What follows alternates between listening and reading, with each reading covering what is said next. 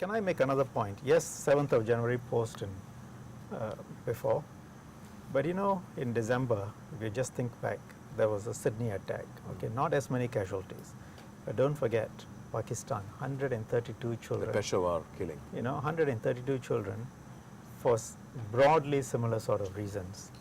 Those lives are also precious. And if you look through the last year, almost on a weekly basis, in December and November, Saudi Arabia, Turkey, Australia, France, you are seeing a proliferation with increasing frequency, serious acts committed in the name of religion. And I think we are all moving towards a more and more conflicted,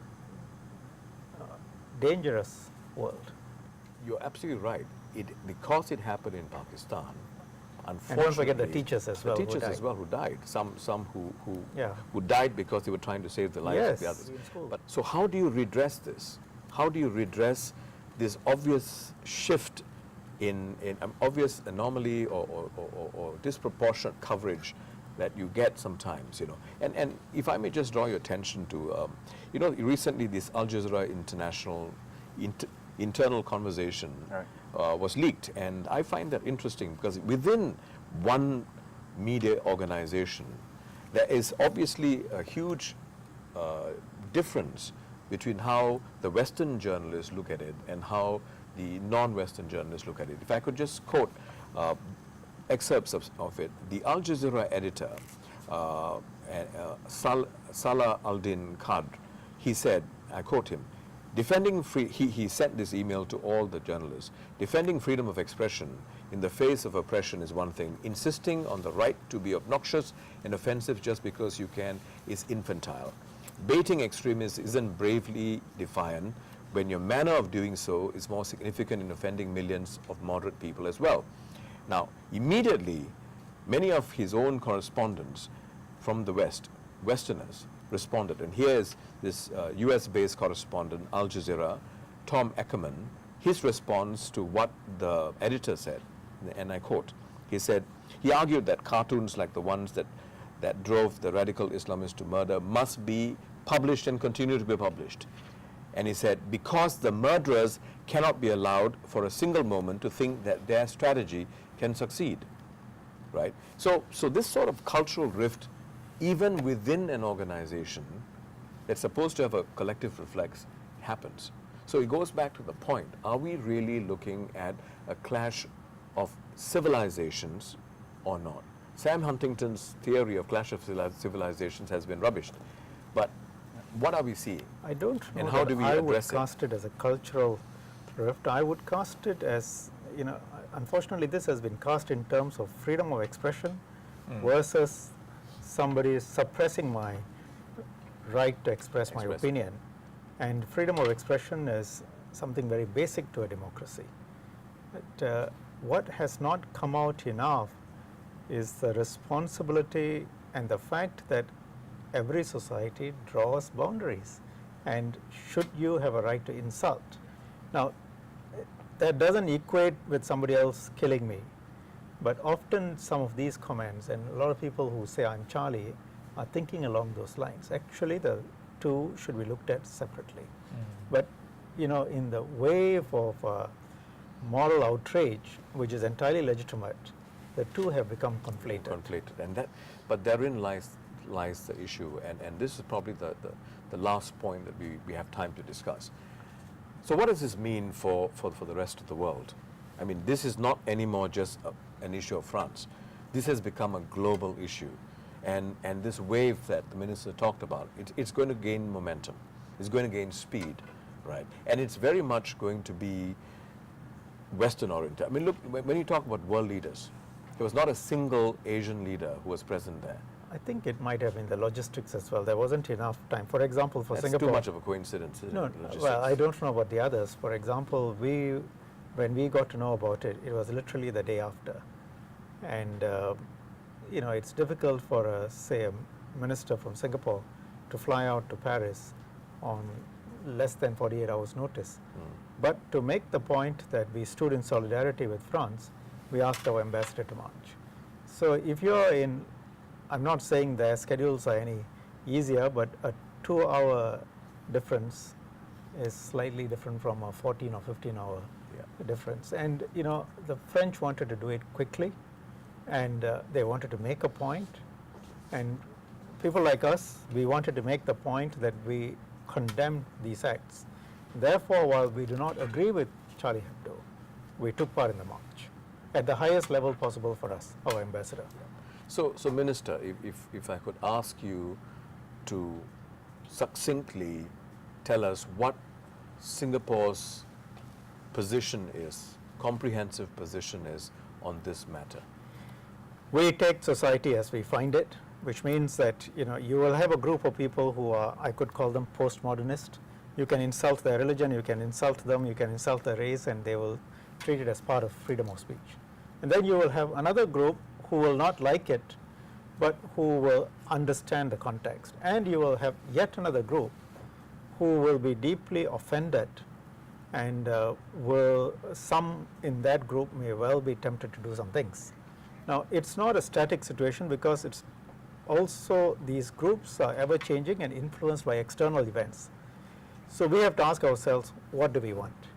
At the minimum, we want to avoid violence, and there we have laws which are quite strict. But we want to go beyond that. You want to have a society that has got racial and religious harmony, racial religious peace, mutual tolerance, and in fact beyond tolerance, acceptance. And in order to do that, we take a very strict view on offending somebody else in terms of race or religion in the name of freedom of speech. So we draw the boundary. You have full freedom of speech, but it doesn't extend to offending somebody else. A quick follow-up question, very quickly. What do you think at a global level can be done, needs to be done to help the situation? As Kian Woon said, it's gotten worse. How can we bring it back or normalize it? It's a very tough situation, Viswa, to be honest, because on the one side, you have the conflicts that are going on in Syria and Iraq, which are radicalizing hundreds of thousands of people. And you have the Palestine situation, which is also impacting on the psyche of many Muslims around the world. On the other hand, you have the move in many countries which over centuries a tradition of freedom, a certain way of organizing themselves has come up, and for them to change is also not going to be easy. So you're really seeing all of this coming together.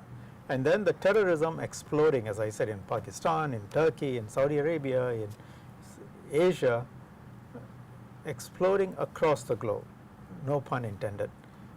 So you have a very, very complex situation, and sensible people, sensible countries will have to now try and find some kind of common ground. But if I may go back to an earlier point, you asked me what's our approach. In fact, in concrete terms, you will find that the latest issue of The Economist is going to be coming out in Singapore with one page blank, because they wanted to reprint the latest cover of Charlie Hebdo. Or, you know, they had it in there. No, I mean, it was part of an article, it was a picture there. And that would not be acceptable to us. So in Singapore, it will not be circulated in that form. In fact, the printers who are going to print it said they will not print it in Singapore. So that's our approach. Thank you. Kian Woon. In the aftermath of this very tragic event, and every other tragic event, we have to think about moving on in terms of healing, reconciliation, and so on. And we are now, it cannot be a world in which equality is assumed, or uniformity, or one single sort of view of the world can be the view of the world.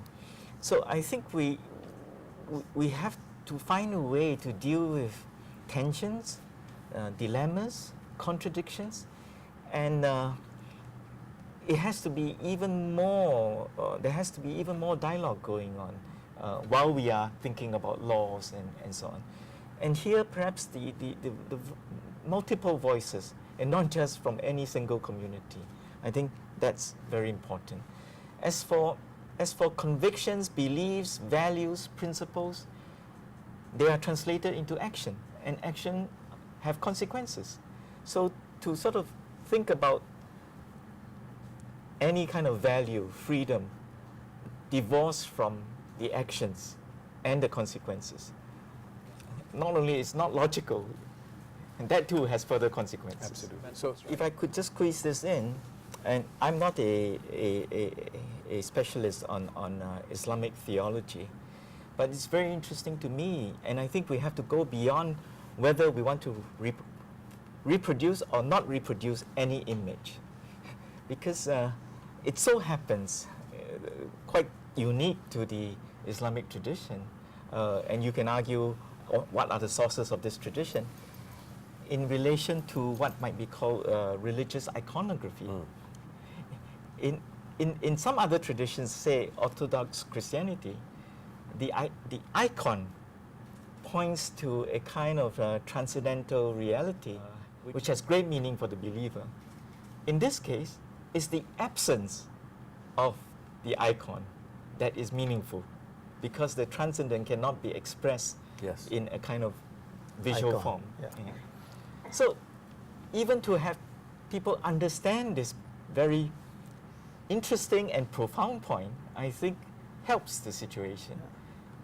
And this is why the cartoonists may have been bereft of such an idea. Yes. So that every other case out there, whether it's the Catholics and other, might be the same. They're all equal in a kind of a tradition of cartooning in which nothing is sacred. We're talking Can about I a lot of jump in on great. this? Yes, Yeah. please. I want to talk about the, you mentioned this before, this ethics of respect. Yes.